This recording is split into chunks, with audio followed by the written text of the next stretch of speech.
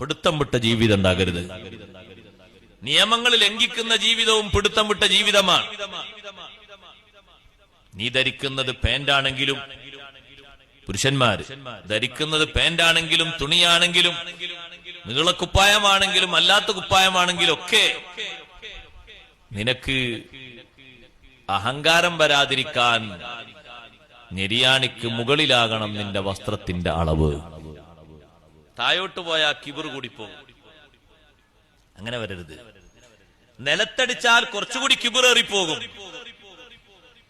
അങ്ങനെ വരാൻ പാടില്ല. അതിനൊരു കണക്കുണ്ട്. ആ കണക്കനുസരിച്ച് മാത്രം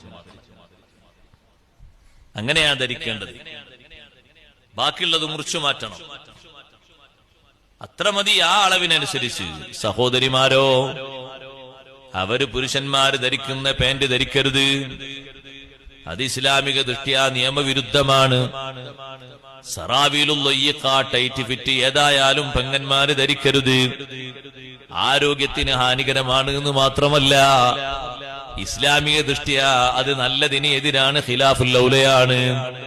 പുരുഷന്മാര് ടൈറ്റ് ഫിറ്റ് ധരിക്കരുത്, അത് കറാഹത്താണ്. അപ്പൊ നിങ്ങൾ ചോദിക്കരുത് കറാഹത്തല്ലേ ഉള്ളൂ എന്ന് ചോദിക്കരുത്. അത് കറാഹത്തിനെ നിന്ദിക്കലാണ്.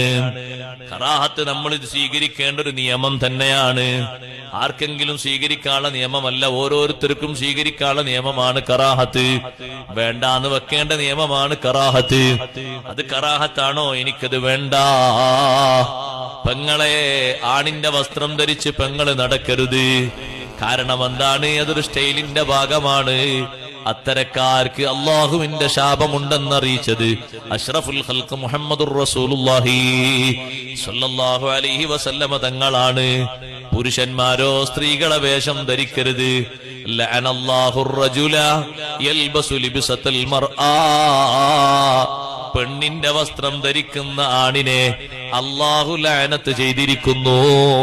വലഅനല്ലാഹുൽ മർഅത അല്ലതി തൽബസു ലിബ്സത്തർ റിജ്ലി.